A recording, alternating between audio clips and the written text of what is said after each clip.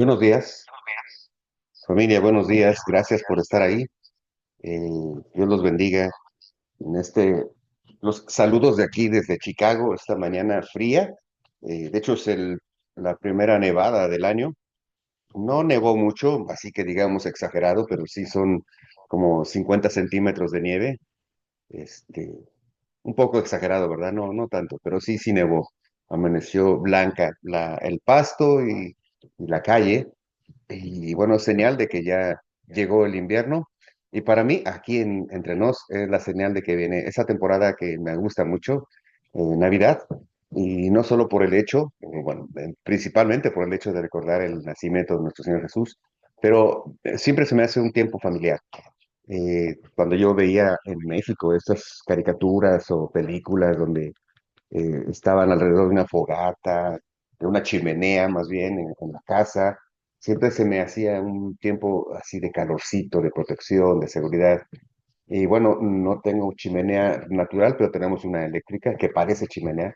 Pero sí recuerdo mucho la época en la que mis hijos estaban chicos y nos reuníamos aquí en la casa, metíamos al basement, al sótano, que es lo más calientito en tiempo de fríos y poníamos alguna película y comprábamos pizza y era un tiempo familiar muy, muy bonito y esos tiempos pues siempre los tengo muy, muy pegados en mi corazón y se daba el caso porque afuera pues estaba frío, no había nada o mucho que hacer afuera, entonces eh, lo más fácil o lo más natural era estar adentro y crear actividades o momentos o tiempos en los que estuviéramos pues ahí juntos, ¿no? Así es que sí, llegó esta temporada. No a todos les agrada, no a todo el mundo le gusta la nieve eh, por el frío, pero a mí me encanta, me encanta. Así es que ya llegó el tiempo, ese tiempo familiar, cariñoso, y bueno, en las prédicas iremos avanzando hacia ese lugar. Por lo pronto, bienvenidos, Dios los bendiga, gracias por estar ahí, familia, gracias a cada uno de los que se conecta. No les puedo prometer, no les puedo asegurar porque no depende de mí, pero creo que Dios tiene una palabra interesante de bendición, de ánimo para todos el día de hoy. A mí me ha estado animando y me ha dado como dirección, una ah, objetivo claro. Y cuando sabes a dónde vas, creo que caminas más seguro, ¿no? Cuando la luz de la información alumbra tu camino, eh, tiendes menos a equivocarte. No es lo mismo caminar por un sendero donde no hay letreros, donde no dice qué viene adelante, no dice esa carretera que está aquí desviándote a dónde te lleva. Es mucho más incierto ese recorrido en un viaje que el recorrido que haces en una carretera bien alumbrada, bien iluminada, que te va anunciando dónde hay una gasolinera, dónde hay áreas de descanso, dónde viene la siguiente desviación, hacia dónde te lleva tal carretera, etcétera. Viajas más seguro, viajas más tranquilo. Entonces, creo que un poco ejemplo barato es lo que yo encuentro en la palabra de Dios. Nos alumbra lámparas a mis pies, alumbrar a mi camino, nos habla de lo que viene adelante, nos habla de esa esperanza, de esa promesa, y bueno, lo único que hacemos es llegar, seguir manejando y llegar. No hacemos como el señor que un niño le preguntó a un señor, oiga, ¿dónde está la calle de Argentina? Dice, es la que viene. Y dice, oh, entonces aquí la espero. Es un chiste que contaba mi hijo, entonces eh, no es lo mismo esperar a que llegue la calle que tú llegar a ese destino. Así es que sí, nos toca vivir, nos toca caminar, pero creo que estamos bien informados, bien iluminados en nuestro camino con la palabra de Dios. Permítanme orar para comenzar y darle las gracias a Dios y luego gracias a ustedes también por estar ahí. Padre, Padre bendito, Señor, te doy gracias por tu amor, por tu misericordia, por tu perdón, Señor, por tu gracia, por tu salvación, Señor, por el consuelo que traes a mi corazón, Señor, cuando te buscamos, Señor, y cuando entendemos tu gran amor, Señor. Gracias, Padre bendito, por cada familia, por cada persona que está conectada hoy y que verá tal vez esta predicación, Señor. Te doy gracias porque yo sé que tu palabra siempre, siempre es viva y eficaz y trae vida y trae consuelo y corrección también, Señor, a la vida de todos los que la escuchamos, Señor. Te doy gracias por todo eso, Señor. Te doy gracias porque hoy me permite, Señor, predicar tu palabra. Eh, Siempre lo digo, Señor, de corazón. Lava mi mente, Señor, lava mi corazón, lava mis pensamientos, mis palabras, mi boca, Señor, para que pueda expresar lo que tú has puesto en mi corazón y lo que dice tu palabra de manera clara, Señor, y que pueda traer esto convicción, luz y alegría al corazón de quien escucha. Te doy gracias por todo eso en el nombre de Cristo, mi Señor. Amén. Bien, mis hermanos, pues estamos en la carta a Tito y un breve resumen, no voy a tardarme mucho, pero este Tito es uno de los dos apóstoles más cercanos, de los dos discípulos, perdón, más cercanos al apóstol Pablo. De hecho, es a los que les escribe directamente, dándoles instrucciones y dándoles guía para lo que tienen que hacer en donde están en ese momento, lo que están haciendo, lo que están viviendo. Uno de ellos es Timoteo, este apóstol joven al que le da instrucciones como más sí como maestro, pero un poco más como padre, ¿no? Le dice a este joven cómo comportarse, cómo responder, etcétera. Y por otro lado tenemos a este Tito, que es, por las características y por lo que vemos en los textos, un poco más maduro, en el sentido humano, más crecido tal vez, más recio, más firme, con un poco más de carácter. Entonces, Pablo a él se dirige con instrucciones pues más concretas y de hecho lo pone, bueno, no lo pone, pero él se queda en lugares pues más difíciles de predicar la palabra, se necesitaba alguien firme, con un poco más de carácter.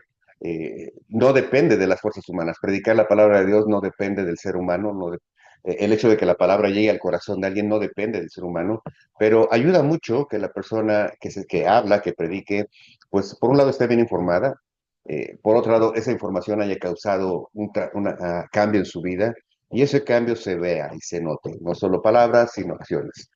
Entonces, estamos en esta carta a Tito, donde eh, está viviendo Tito en este momento, es la isla de Creta. Creta es esta isla cerca de Grecia, donde llegaba mucho comercio, estaba al frente de las líneas de comercio y entonces muchos comerciantes, muchos navíos pasaban primero por ahí o para reabastecerse o simplemente para descargar y regresar, ¿no? Hacia donde tenían que ir. Entonces era una ciudad cosmopolita en el sentido de que había mucha población de diferentes lugares y esta población pues llegaba con sus ideas, con sus pensamientos, con sus formas de actuar y de vivir, bienvenidos. Y entonces, esta variedad de personas traía una variedad de pensamientos y una variedad de conceptos. Y cuando hay variedad, pues hay, no hay constancia, ¿no? Cuando tú, por ejemplo, vas a un buffet, un ejemplo tal vez burdo, pero cuando vas a un buffet hay tantas cosas que una de dos, o comes de todo y te enfermas, o ves tanto que se te quita el hambre, ¿no? Porque hay de todo, no saben de qué comer. Y entonces la variedad produce eso, ¿no? Produce como desorden. Y eso es lo que estaba sucediendo con esta población en Creta. Además, los que vivían en Creta, que ya eran habitantes de esa ciudad, eran lo que se puede decir mercenarios, eran soldados que habían servido en sus países, sobre todo había muchos soldados romanos que habían servido y entonces después en su retiro o en su, eh, ¿cómo se dice cuando se salen del ejército? En su, desertaron, habían llegado a Creta y entonces ahí estaban muchos de estos tipos soldados que servían como soldados a precio, iban a las guerras donde les pagaban mejor. Y esto pues los hacía también un poco duros, un poco recios a su forma de ser. Eh, Además, como soldados y como romanos y con la influencia griega, tenían en sus corazones y en sus pensamientos muchos de estos héroes griegos de la mitología griega o de la mitología romana también, que peleaban por un lado, que vencían, pero también fracasaban, que engañaban, que de repente manipulaban, estos dioses que eran medio humanos y medio dioses, eran dioses para cada una de las cosas, entonces no era un dios completo o que cubría todo, sino había un dios específico para la guerra, para la lluvia, los relámpagos, para la luz, para el fuego. Había muchos dioses, ¿no? De nuevo, tanta variedad que provoca debilidad. Entonces, es aquí donde Tito está predicando, es aquí donde Tito tiene la misión de establecer primero una, un orden en la iglesia de Cristo que estaba creciendo en Creta. Segundo, tenía la intención de promover la sana doctrina, la palabra verdadera, eh, no influenciada con mitologías, pero la sana doctrina, la enseñanza de Dios Padre, del Dios único, del Dios verdadero. Y por último, resultado de tener una buena organización en lo que se refiere a la iglesia, y resultado de una buena, sana doctrina, debe producir o produciría una buena vida piadosa, es decir, una buena vida de servicio y de respuesta a las necesidades de la población. Y haciendo un poco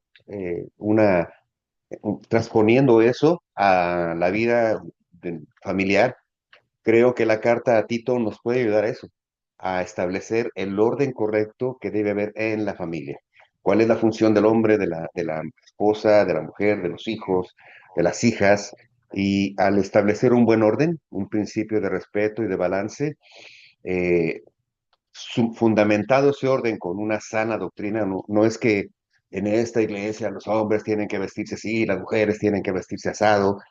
No se trata de normas humanas, se trata de normas sustentadas por la lógica y la verdad de Dios Padre.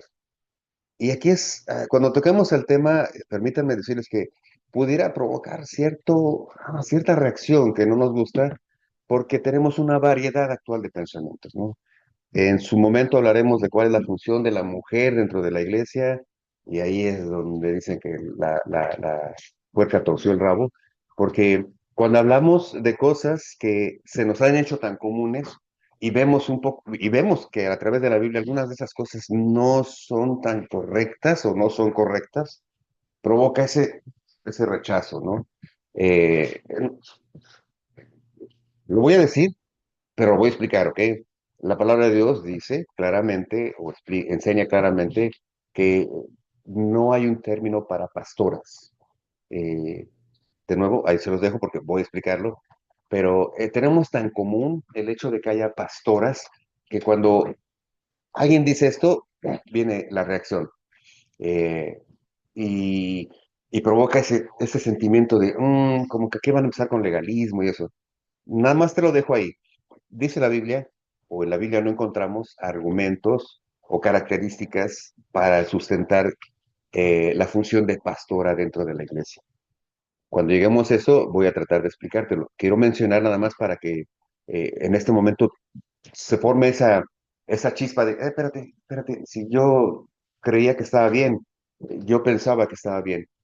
Este mismo ejemplo es el ejemplo del que está Tito tratando de romper, de establecer, de limpiar, de purificar, porque los cretenses creían en Dios con la predicación que había llegado la palabra, pero era tan fuerte su formación que esta formación había involucrado o había caído, había llenado las iglesias.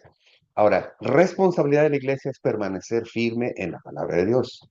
Pero resulta que parece que había falsos maestros, predicadores que, viendo un poco la oportunidad, se aprovechaban de dar y recibir, de dar la palabra y acomodar un poco la creencia, de, de, de hacer la palabra que a mi esposa le gusta mucho, sincretismo, es decir, convertir esas tradiciones humanas en, en, eh, eh, en, en cuestiones parece que sean verdaderas o sustentarlas, estas cosas, en la palabra de Dios, y entonces de repente empiezan a mezclar. tradiciones y costumbres para que se adopten y se adhieran a la palabra de Dios con la intención de no perder popularidad, de no ser cortantes. Pero esto termina perjudicando el Evangelio porque al no querer decir algo con lo cual algunos se retiren, y esto normalmente es resultado del corazón de los pastores, al no querer decir algo que se le vayan las personas, mejor no mencionan eso para que no se vayan y tenga más en su iglesia, ¿no? Y entonces, que a la comunidad donde está no le gusta hablar por ejemplo, de pastores. No menciona nada de eso para que no se le vaya, ¿no? Que a la comunidad no le gusta, como en este caso, no le gusta decir que hay el hecho de que tengas ciertas costumbres, están en contra de la Biblia, ¿no? Que acaba de pasar Halloween, Día de Muertos, ¿no? Prefieren no hablar del tema para que no se le vaya a las personas, ¿no? Y de pronto, pues, hasta hacen fiestas alternativas, ¿no? Eh, entonces, no es la palabra, es el corazón de las personas. ¿Está mal el Halloween? ¿Está mal el Día de Muertos? De acuerdo a la palabra de Dios, tiene un concepto muy negro, muy sucio, muy oscuro. De acuerdo a la comunidad, pues es una fiesta. Dicen, ¿qué tiene de malo vestirse, disfrazarse? Bueno, tal vez no tienen de malo en tu corazón, porque en tu pensamiento no ha venido la verdad. Y cuando tu corazón está libre, sin información, te puedes convertir en algo, no quiero poner el ejemplo burdo, pero eh, manejable. Puedes convertirte en una persona que sentimentalmente puede ser eh, movida, puede ser manipulada, puede ser dirigida hacia donde quiera dirigirte aquel que pueda llegar a tu corazón, ¿no? ¿Qué le pasa a las señoritas? A las jovencitas cuando caen en manos de estos este, labiosos, ¿no? No, que yo, que tú, que mi reina, que esto, que el otro. Y la señorita está muy enamorada, ¿no? Pero no tiene información de dónde trabaja, cuánto gana, dónde vive, cómo es su familia, en qué cree, en qué piensa, cuáles son sus diversiones, sus distracciones. Nada más está su corazón ahí como apapachado.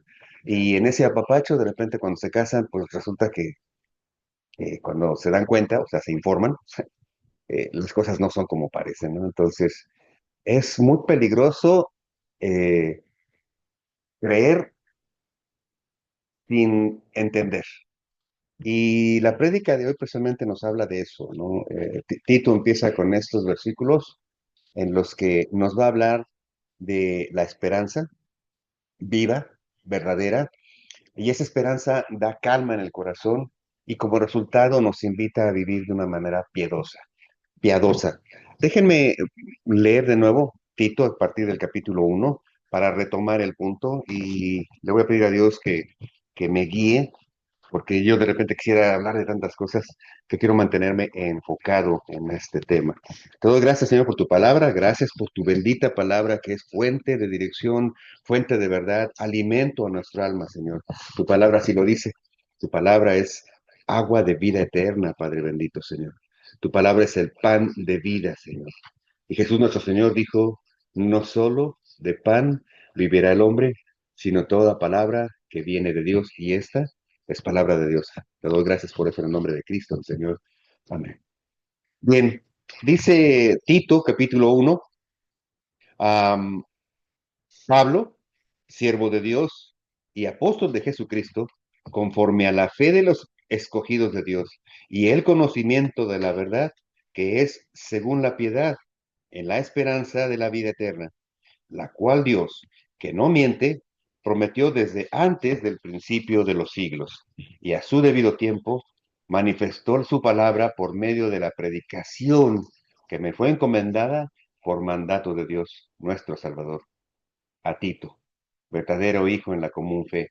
Gracia, misericordia y paz de Dios Padre y del Señor Jesucristo, nuestro Señor y Salvador. ¿Sabes?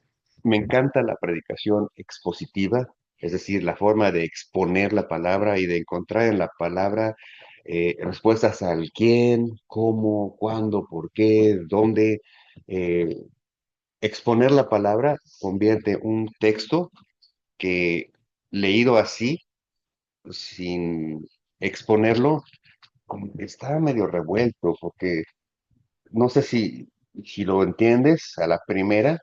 Pablo, siervo de Dios y apóstol de Jesucristo, conforme a la fe de los escogidos de Dios y el conocimiento de la verdad que es según la piedad, en la esperanza de la vida eterna, según la piedad en la esperanza de la vida eterna.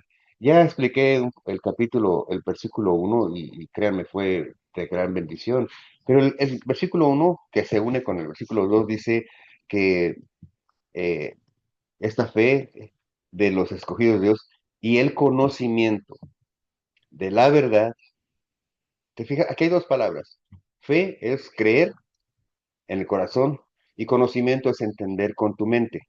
Dice, en la fe de los escogidos de Dios y el conocimiento de la verdad, que es, según la piedad, en la esperanza de la vida eterna. ¿Qué es piedad? Dijimos que piedad es el resultado de entender, de creer y de confiar en Dios.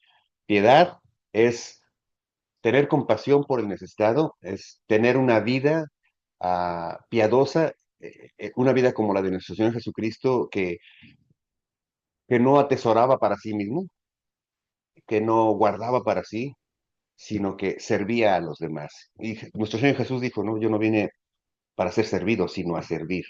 Piedad es eso. Piedad es tener un concepto de vida que está destinado a hacer lo que a Dios le agrada. Pero esta piedad tiene un respaldo, dice que es que es según la piedad en la esperanza de la vida eterna. Y aquí es donde quiero comenzar. ¿Qué es esperanza de la vida eterna? Bueno, la esperanza es primero lo contrario a la incertidumbre, ¿no? Ah, es la certeza basada en una promesa divina. La esperanza es tener la certeza de que algo va a suceder. No sabemos qué es, pero es la certeza de que algo va a suceder. Eh, la incertidumbre es enfermiza. La incertidumbre produce ansiedad, produce duda, produce desconsuelo. Una persona que vive en incertidumbre de qué pasará mañana se enferma. Y sobre todo si estamos pensando en el qué pasará mañana, ¿no? ¿Qué vamos a hacer mañana? ¿Cómo vamos a estar mañana? ¿Qué vamos a comer mañana? Claro, es resultado de lo presente, el no saber si mañana va a haber para la comida, para la renta, para esto, qué pasará con esta enfermedad, no sabemos. Esa incertidumbre en la que muchas veces hemos vivido, en muchos casos, nos enferma, provoca desconsuelo, provoca ansiedad. Qué difícil es no tener la seguridad de que algo va a suceder, ¿no? Eh, ¿Cómo resultará? ¿Qué va a determinar el juez? ¿Me van a poner el ticket? ¿Qué va a pasar con la vida de mis hijos mañana? ¿Con quién se va a casar mi hijo o mi hija? Esa incertidumbre, que es natural, eh, enferma.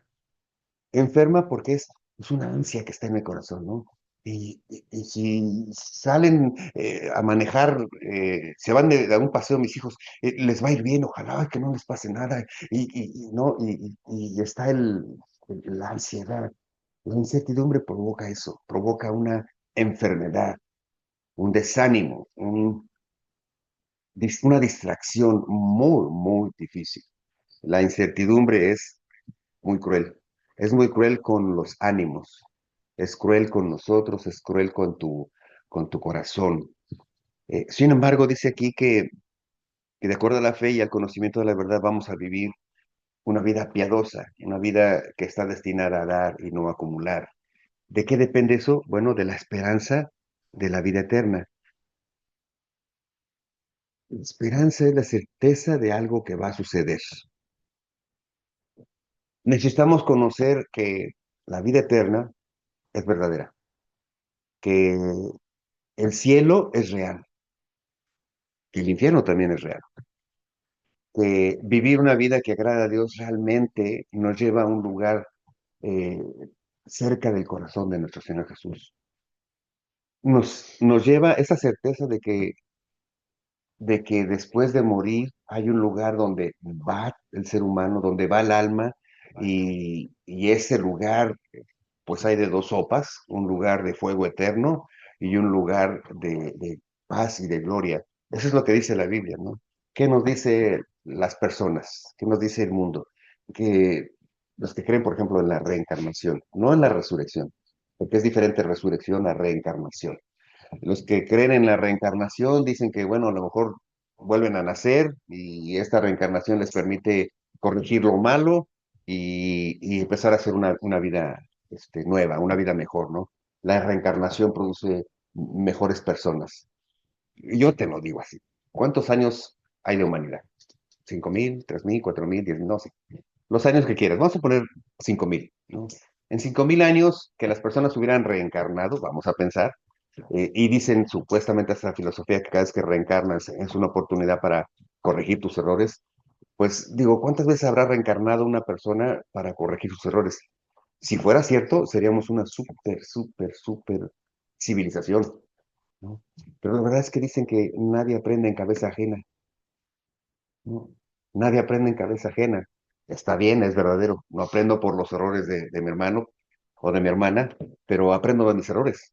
Y si hubiera reencarnación, pues ya hubiera aprendido muchas cosas y no seguiría metiendo el pata donde siempre, es más, no seguiría, como dice el filósofo Vicente Fernández, tropezando con la misma piedra, ¿verdad?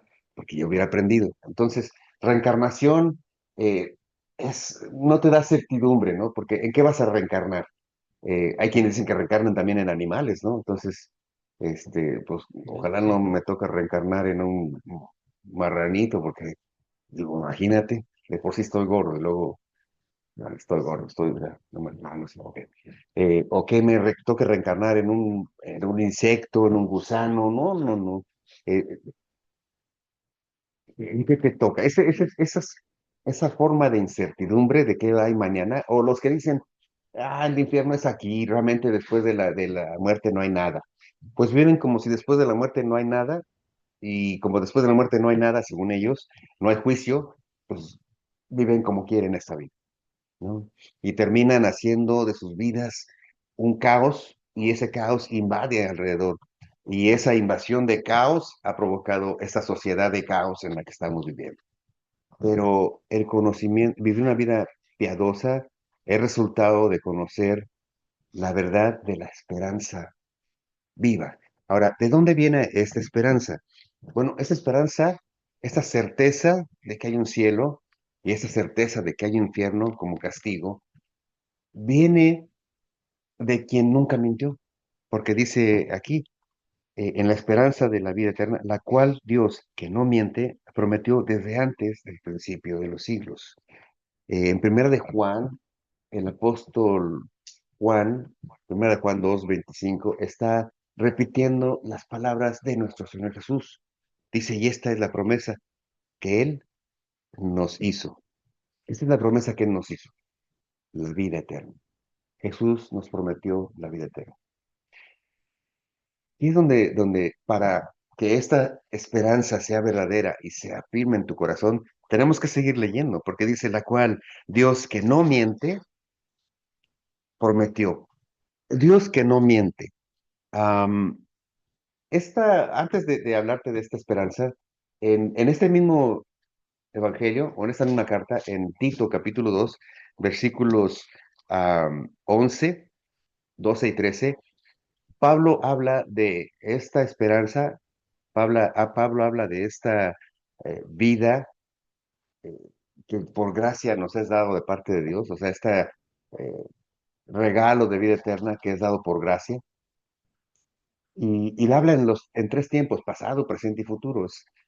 Tú puedes estar viviendo en esa gracia y ser agradecido por esa gracia porque ya sucedió en tu vida, está sucediendo y alcanzará su punto más alto en el día de la resurrección. Dice, por ejemplo, capítulo 2 de Tito, versículo 11, dice así, porque la gracia de Dios se ha manifestado para salvación a todos los hombres. Se ha manifestado, ya sucedió.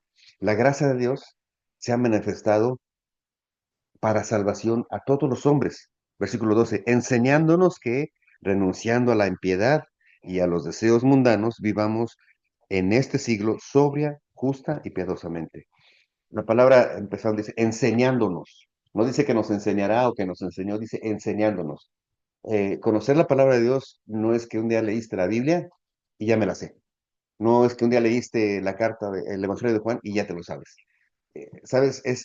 Si tú lees la Biblia una y otra vez, esta es palabra viva, todo el tiempo te va a enseñar algo nuevo, de tal manera que enseñándonos es un presente continuo, constante, donde cuando tú buscas de Dios, todo el tiempo Dios te está enseñando algo nuevo. Te está enseñando algo nuevo de ti, algo que tal vez tú no conocías y que es bueno que conozcas, y algo nuevo de Dios que no hayas apreciado, que no hayas visto.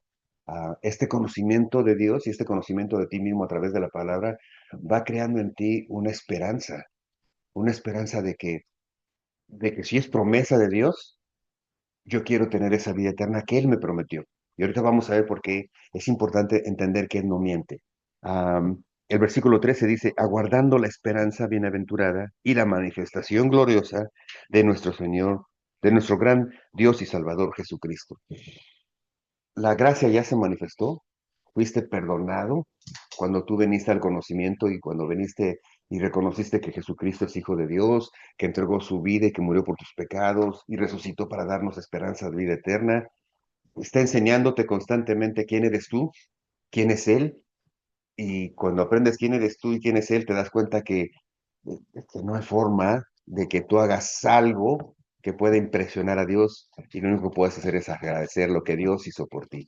Y eso te asegura y te hace entender eh, que realmente hay un lugar donde un día estaremos con Él. Y esa esperanza te alegra, ¿no? De ahí que el desprendimiento de una vida eterna es posible. Digo, el desprendimiento de una vida de acaparar aquí es posible. Es decir, vivir piadosamente es posible. Vivir piadosamente, te decía, es servir a los demás. Es no acumular para ti, es servir a los demás. ¿Cómo puedes hacer eso? Bueno, cuando sabes que todo esto se va a acabar. Digo, está bien vivir en tu casa, está bien procurar un lugar para tus hijos, está bien tener una economía, está bien tener un viaje, pero esas cosas nunca van a ser comparadas con la vida eterna que Dios tiene para ti. De tal manera que cuando empiezas a pensar así, la casa es importante, pero sabemos que es temporal. El trabajo es importante, pero es temporal. El físico, tú sabes, es importante, pero es temporal. Y entonces te puedes desprender un poco de todo lo que almacenamos para dar, ¿no? Te puedes vivir esa vida piadosa, a veces dando de lo que tienes, ¿no? No necesariamente es dar limosnas, pero tienes tiempo para acompañar a alguien, tienes tiempo para visitar a un amigo, para visitar a alguien en el hospital, para visitar a alguien en la cárcel. Eh, eh, Esas actividades, hace rato estaba yo, cuando estaba preparándome en la mañana, muy temprano, como eso de las 3 de la mañana, no es cierto, pero muy temprano, estaba yo, no se me viene este pensamiento. Qué buenas son estas actividades que algunas iglesias tienen de que los jóvenes vayan de misioneros a alguna actividad misionera, a algún lugar donde hay necesidad. No necesariamente tienen que ir a otro país, ¿no? Pero hay actividades misioneras en las que van a un orfanato, a un asilo, a un hospital. Eh, Qué bueno es, ¿sabes? Porque el conocer la necesidad, la realidad que otras personas viven, los hace agradecer lo que tienen, ¿no? Conozco jóvenes que su vida ha sido transformada cuando han ido a lugares donde, por ejemplo, las personas no tienen agua potable, simple. Y se dan cuenta que para simplemente lavarse la carita en las mañanas tienen que ir al río muy de mañana a sacar agua o tienen que ir al pozo y eso a ver si hay agua. Y el agua no es como la que de repente vemos aquí que sale cristalina, ¿no? Es medio turbia, pero es suficiente para lavarse la cara, para bañarse. Pero el esfuerzo que es ir, ¿no? Y traer el agua. Y entonces, cuando ellos están ahí viviendo y amanece y se quieren bañar, pues no es como aquí que se meten al baño y se tardan un montón. con el agua abierta, gastando el agua caliente, tirando y desperdiciando el agua, o sea, no es allá, con una ollita se tienen que bañar, con una cubetita. ¿Y qué crees? A veces no hay agua caliente, porque para ponerla caliente hay que ir por leña. Y para ir por leña, pues hay que ir al bosque y etcétera. Entonces, ¿sabes? Con agua fría. Y bañarse con agua fría en la mañana está difícil. Entonces, cuando viven esa experiencia de estos viajes misioneros de 3 días, de una semana, he visto muchos jóvenes que regresan y, y aprecian su cama, aprecian su baño, aprecian, bueno, aprecian hasta el papel de baño. Y a veces, tener una vida piadosa depende de conocer el mundo en realidad, pero tener la esperanza de esta vida eterna. Porque no basta con conocer la realidad del mundo, porque ahí imagínate, trae incertidumbre cuando solo conocemos que el mundo está de mal en peor, que las guerras, que la muerte, que los asesinatos, que mafia, que esto. Cuando nos llenamos de las noticias, nada más, cualquier corazón se achica y se entristece. ¿Cuándo va a acabar esto? Dices. ¿Cuándo va a acabar tanta maldad? Ah, entonces, en ese sentido,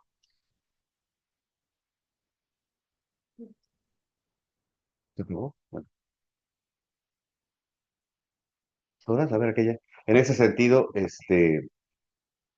la, gracias. ¿La pones blanca, por favor? En ese sentido, bueno, pues disculpen, se apagó la lámpara y me distrae. Bueno, es que no me gusta estar, cuando solo vivimos de la información que nos trae las noticias, ¿qué crees? Eh, el, el, la angustia provoca incertidumbre, provoca dolor, provoca muchas cosas que enferman, ¿no? Si solo viviéramos con conocer el mundo, sin tener la esperanza de la vida eterna, pues yo creo que muchos de nosotros ya nos hubiéramos colgado, ¿no? Ahorcado, como dicen, porque eh, es, es una angustia, es una incertidumbre no saber lo que va a pasar. Y como les decía, la incertidumbre enferma, y enferma mucho. Así es que eh, lo que nos hace vivir una vida piadosa es tener la certeza de que Dios es real, de que las promesas de Dios son verdaderas, de que desprendernos de lo que tenemos, poco o mucho, tiene sentido porque hay algo mejor. Una persona que es avara, sí, avara, normalmente es la persona que tiene miedo de quedarse sin nada, si quedarse sin economía, ¿no? Igualan, ni acumulan, ni acumulan, ni acumulan. Y resulta muchos de estos árabes que no, dicen que no comen plátano por no tirar la cáscara. Muchas de esas personas no disfrutan de la vida, aunque tienen muchísimo, porque tienen miedo de quedarse con eso. Y dice un pastor, ¿no? Que no hay más pobre que un rico que lo único que tiene es dinero, porque esa es su esperanza, el dinero. Pero ¿qué crees? Viene un robo, viene una tragedia, viene, no sé, y se le acaba el dinero y su esperanza se acabó, ¿no? Creo que ya lo he contado algunas veces, pero me gusta repetirlo, este caso en el año, ¿qué? 2000 y tantos, aquí en Estados Unidos hubo eh, problema económico, la llaman recesión, se bajaron los impuestos, los intereses, perdón, hubo pérdida de trabajos, hubo grandes problemas económicos y un hombre salió una noticia, se arrojó de un piso veintitantos y se suicidó. Y en la noticia salió que este hombre que se suicidó era de hecho un empresario o una persona muy, muy rica. Tenía una deuda de $400 millones y por eso se suicidó. Y dije yo, "Guau, yo debo, pues no tanto y me dan ganas de cortarme las venas. Este que debía 400 millones, pues con razón se aventó del edificio, ¿verdad? Pero resulta que después las noticias siguieron saliendo un poco, investigando, y esta persona tenía propiedades y tenía lo que le llaman activos, de tal manera que si hubiera capitalizado todo eso, si hubiera vendido todo lo que tenía, si hubiera deshecho de todo lo material, de todas las cosas que tenía, su riqueza se estimaba, malbaratándola, en algo así como $500 millones. Es decir, si se hubiera desprendido de muchas cosas, hubiera pagado su deuda de 400 millones y se hubiera quedado con 100 millones. Digo, ¿qué más quería? 100 millones. Pero él se fijó más en lo que perdió que en lo que tenía. Y eso provocó tomar una decisión absurda. ¿Cuántas veces tomamos decisiones absurdas porque pensamos que hemos perdido algo y eso algo es algo material? O puede ser sentimental, ¿no? Un esposo, una esposa que defrauda, un amigo que traiciona, etcétera, etcétera. Todas esas cosas pudieran entristecerte, pero porque no tienes la esperanza de la vida eterna. No tienes la seguridad que Dios puede recompensar, que Dios puede reestructurar, que Dios puede ayudarte a perdonar, ¿no? Entonces, vivir una vida piadosa, como dice aquí Pablo, depende de esa seguridad, de la esperanza de la vida eterna. Pero dice aquí algo interesante. Déjame leerte, seguimos versículo 2. En la esperanza de la vida eterna, la cual Dios, que no miente, prometió desde antes del principio de los siglos. ¿Por qué incluye aquí que no miente? Bueno, ¿te acuerdas que te había dicho que en los cretenses en ese tiempo eran personas mentirosas, culturalmente? Mentían por mentir. Así se les conocía a los cretenses. De hecho, el hecho de mentir era un refrán popular, decían, estás haciendo una cretenza o estás cretenciando, es decir, estás mintiendo, porque cretenses era referencia a mentir. A ese nivel era su forma de vivir, era su práctica natural. Mentían por nomás. Y yo he conocido personas que mienten nada más por costumbre, ¿no? Mienten nada más porque así les sale de la naturaleza. Ahora, esos cretenses creían en Zeus y en esa mitología griega. Imagínate la confusión que había en sus corazones. Creían en un Zeus, que era el dios de dioses, que vivía allá en el monte Olimpo, pero era un dios medio mentiroso, medio engañoso, era un dios que tenía a su esposa, pero también tenía muchas otras actividades con otras diosas y con otras mujeres también. De hecho, en la mitología, uno de sus hijos, de Zeus directamente, es Hércules, que es producto de que Zeus se casó, se juntó, no quiero decir tuvo relaciones, pero bueno, intimó con esta mujer, se me fue el nombre ahorita de la mamá de Hércules, y sale Hércules, que era medio dios y medio hombre. Y entonces hay manipulación, hay mentira, ¿no? Los dioses de los griegos tenían siempre características y cualidades humanas. No sé si te acuerdas de Aquiles, por ejemplo. Aquiles era un guerrero, súper, súper guerrero, pero tenía una debilidad porque su mamá, al quererlo, Aquiles nació humano, no era Dios, pero su mamá creo que era Eras, quiso darle la protección de Dios y entonces tenía que bañarlo en cierto río, en cierto pozo, en cierto lugar. Y a la hora de bañarlo, pues, ¿qué crees? No lo pudo sumergir todo porque se le podía ir. Entonces lo agarró del tobillo y lo sumergió en el agua. Y cuando salió, Aquiles era inmortal, pero como lo que no se mojó fue el talón, esa era su debilidad. ¿Te has oído eso de el talón de Aquiles? Bueno, pues la mitología griega dice que murió por una flecha en el talón, porque era su única parte humana. Entonces siempre estos dioses tenían esas cualidades. Y a estos dioses que eran medio mentirosos, medio embaucadores, que tenían sus concubinas y tenían sus amantes y hacían ahí cosas y cosas, a estos les está predicando Tito. A estos les llegó el Evangelio. A estos cretenses les llegaron estos predicadores que no querían que se les fueran, ¿no? Y entonces empezaban a distraer y a disolver el evangelio. Por eso Pablo está dejando a Tito y vamos a ver cómo le pone instrucciones bien duras para romper con esa mezcla y dejar un evangelio como debe ser, puro. Ah, nosotros de alguna forma, yo estaba pensando, tenemos esos mismos conceptos. Déjame decirte un ejemplo.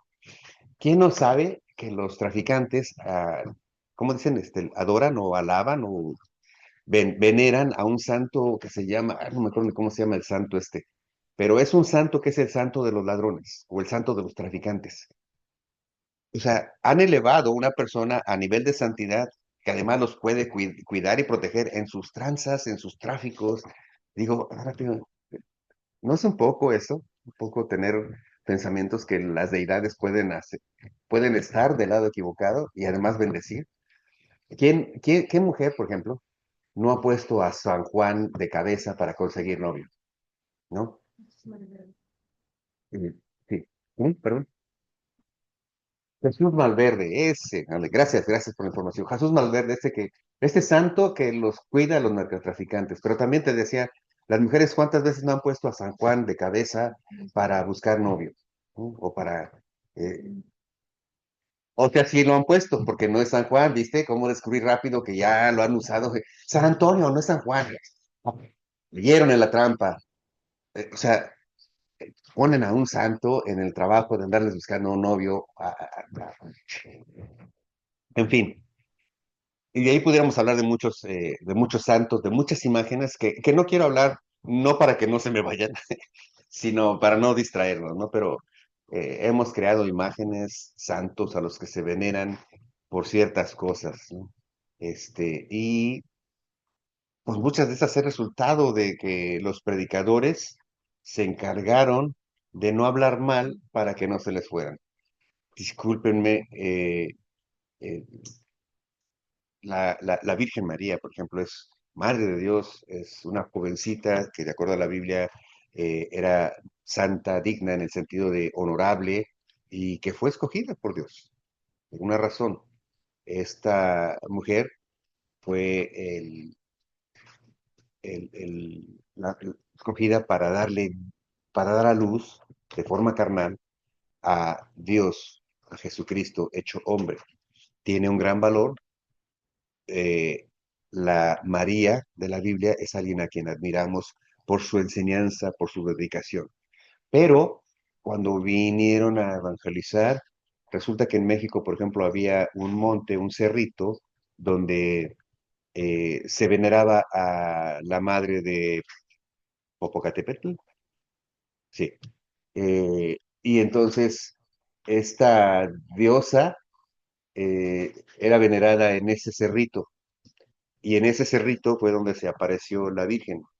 Y entonces la Virgen pidió una iglesia en ese cerrito.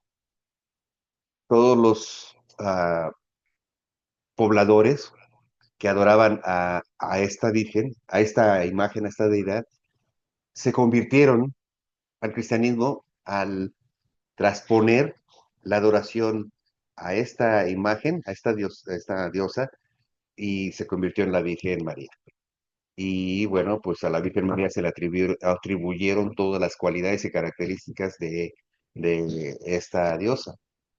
Ah, de nuevo, es una forma de diluir, de convertir y de confundir.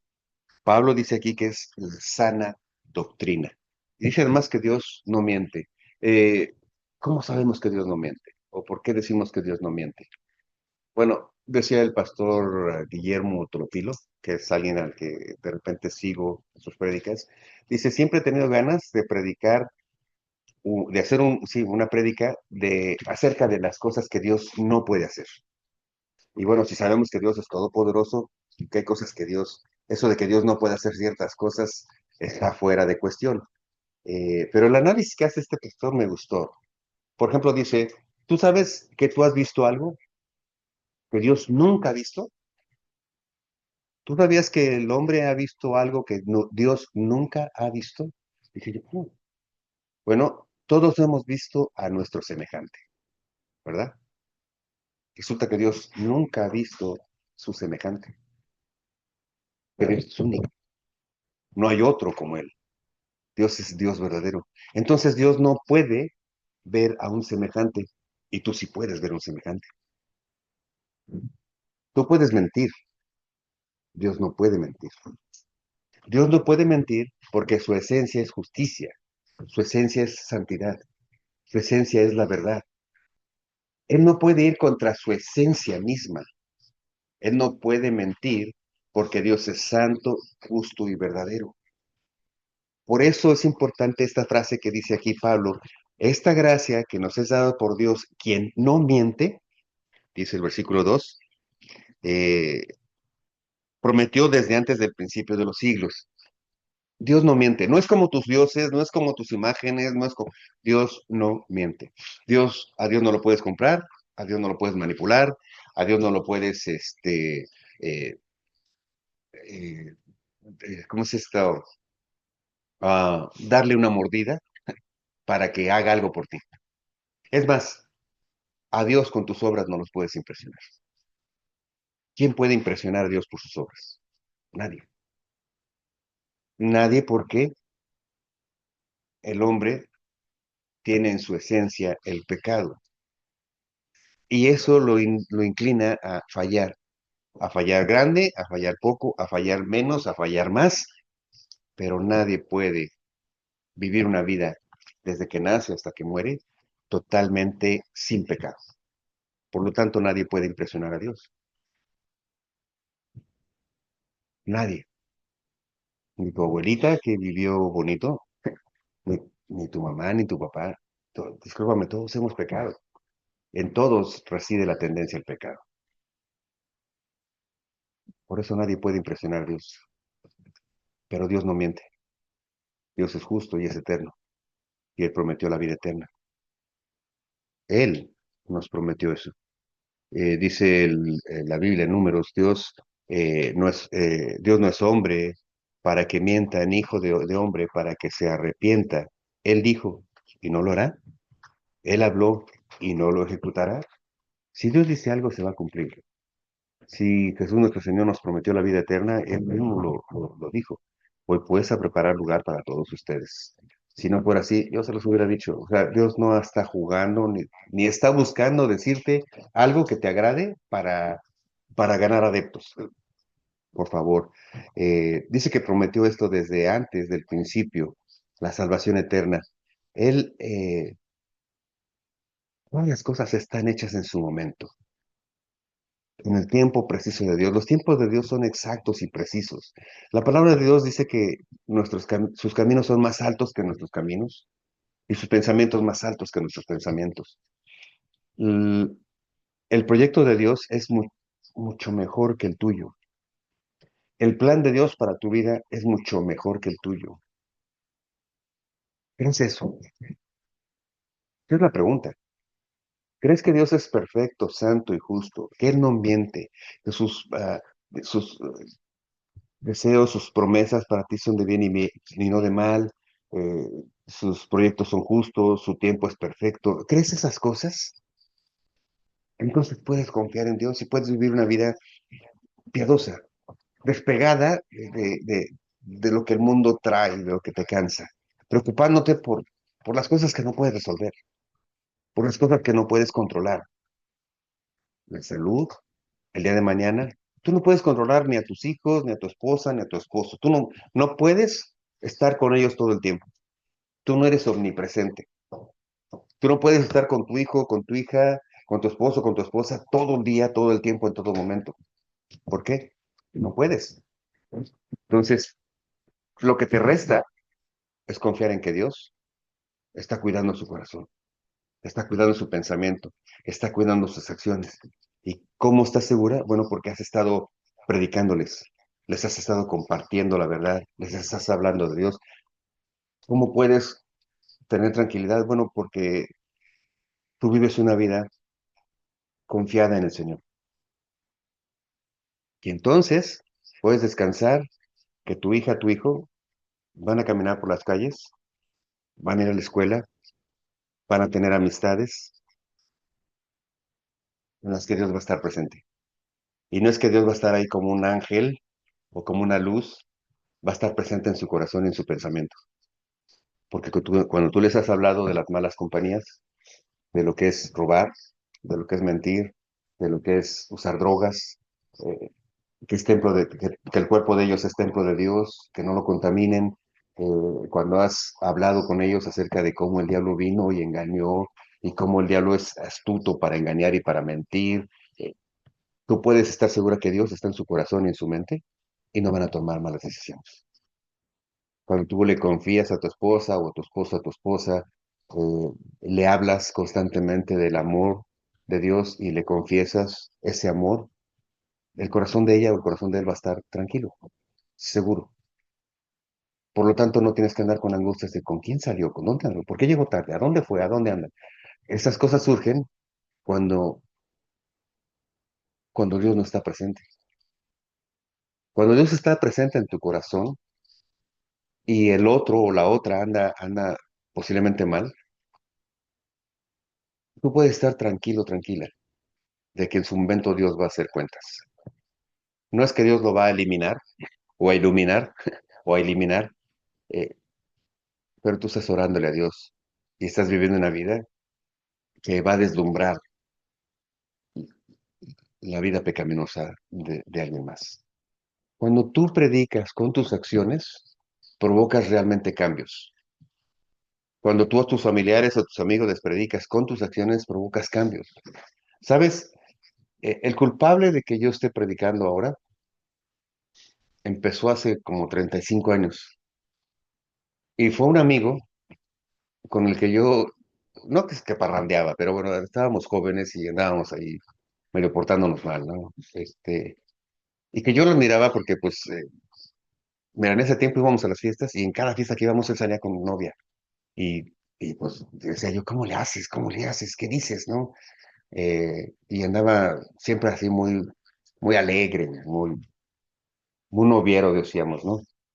Bueno, pues este amigo eh, se ausentó, vino a los Estados Unidos y unos 3, 4, 5 años, no sé después, este amigo con el que parrandeaba, con el que jugaba, medio loco, llegó un día después de 5 o 4 años y me habló de Jesucristo.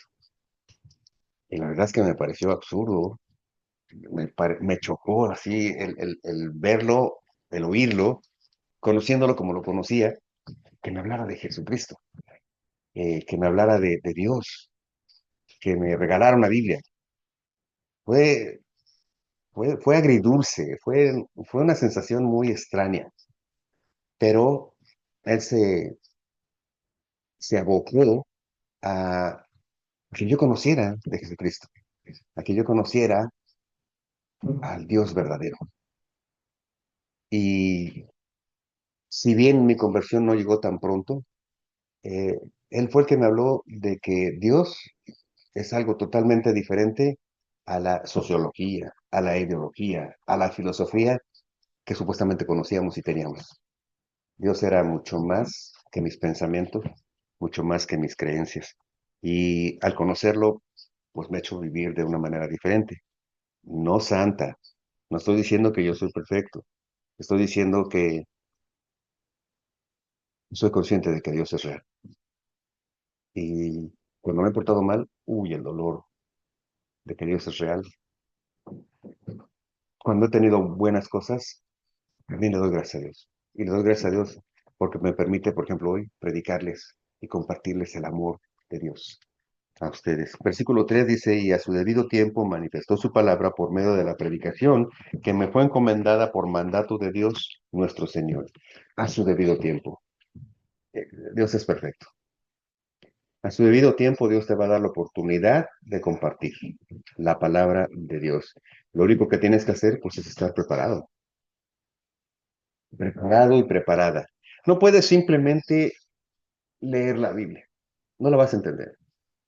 Tienes que pedirle al Espíritu Santo que te enseñe, que te guíe. Ahora tienes que pedirle al Espíritu Santo que esté en ti. Y la única forma de que el Espíritu Santo esté en ti y te quite eh, las distracciones es que tú hayas confiado en el sacrificio de nuestro Señor Jesucristo. Que entiendas que eres pecador, pecadora, y que aceptes que Él murió por tus pecados.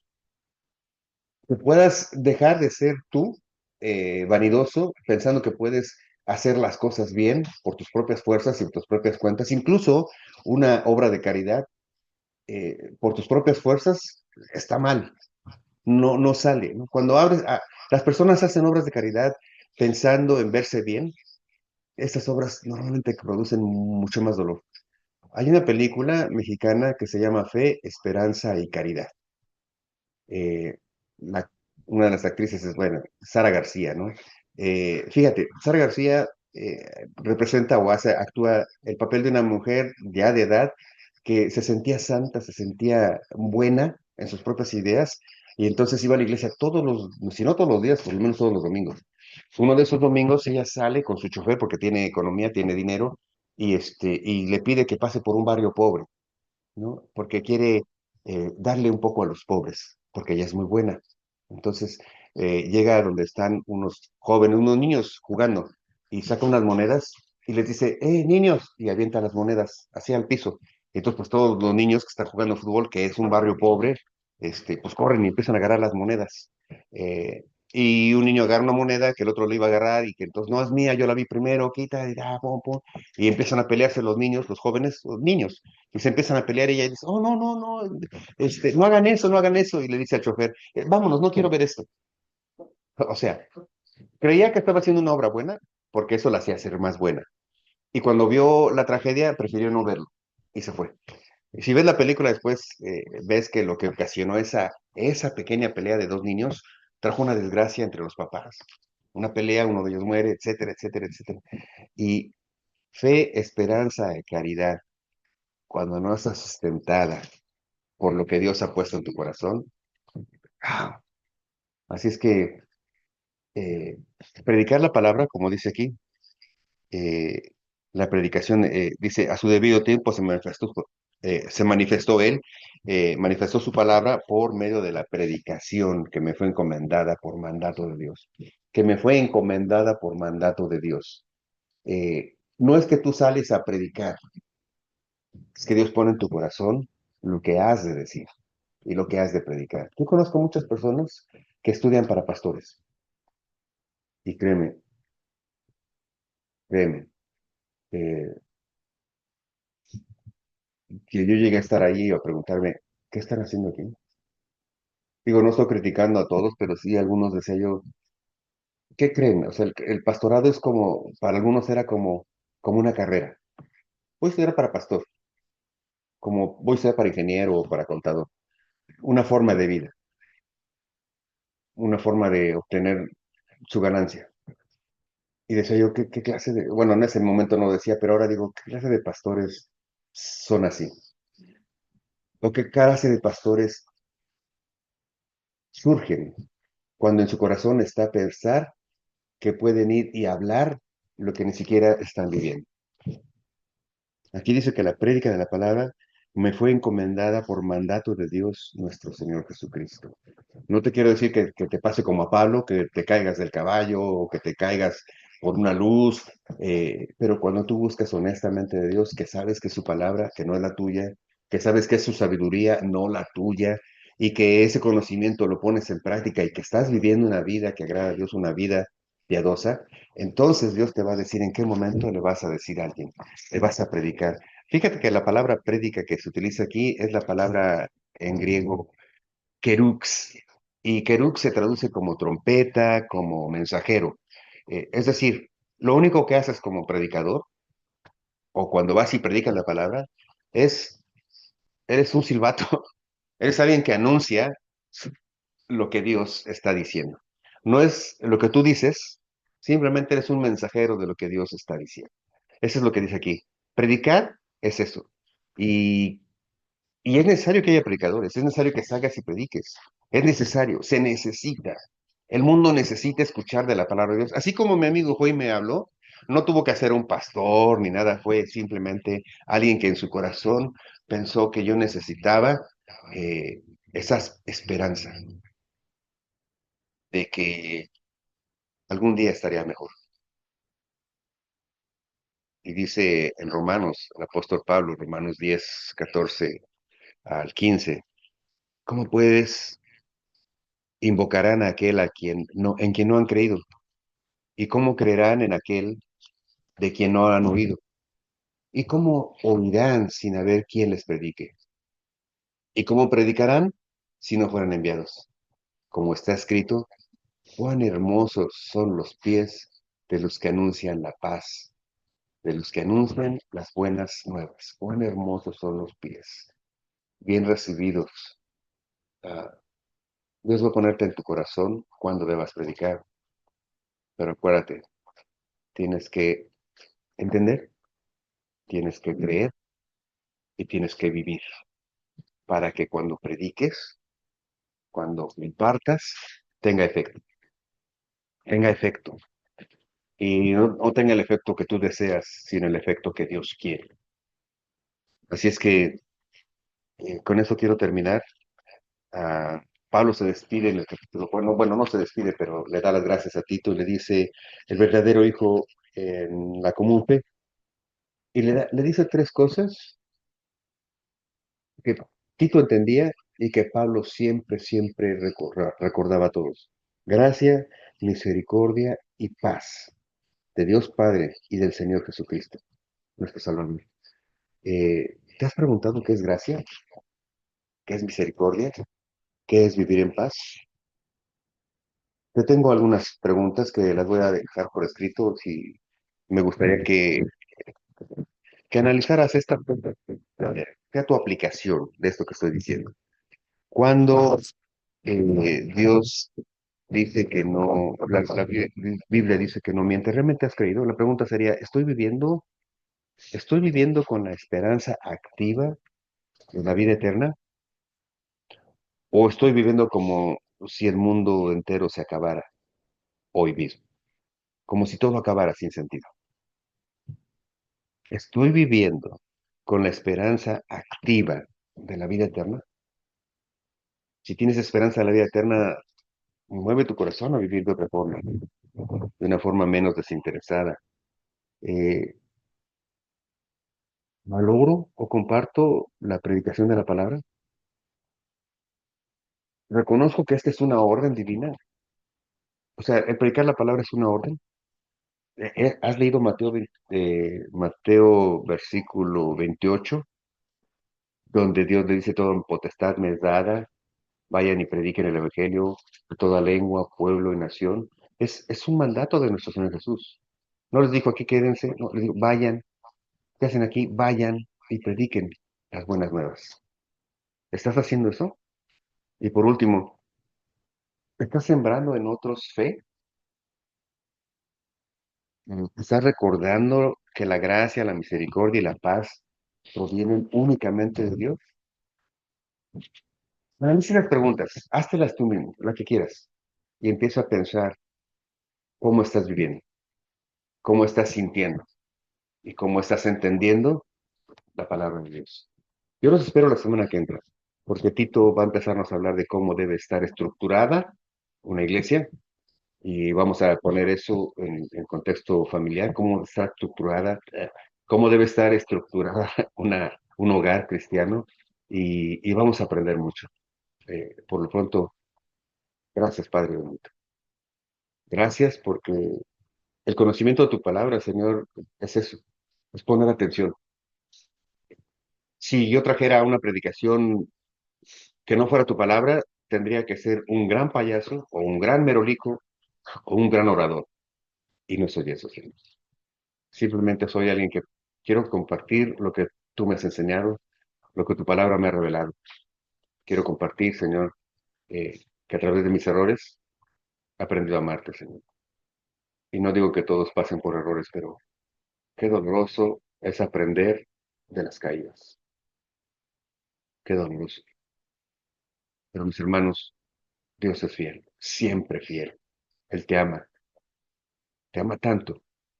Y a pesar de nuestra suciedad y nuestra tontería y porquería, Él murió en la cruz para que tú y yo seamos lavados por su sangre y tengamos ahora la esperanza, la certeza de que un día lo veremos cara a cara. O ese día, cuando ya no estemos en este cuerpo contaminado, dice la Biblia que veremos como Él ve, lo conoceremos como Él es. Yo anhelo ese día en que esté libre de este cuerpo, tentación, como decía Pablo, y estar en la presencia de mi Dios, de mi Señor. y estar como una hermana que pasó a una mejor vida la semana pasada, en el funeral de 100. Qué alegría, qué envidia, que ya está en los brazos del Señor Jesús. Dios te bendiga, mi hermano, Dios te bendiga, mi hermana. Que Dios brille, su rostro brille en tu hogar, en tu economía, en tu corazón, en tu familia.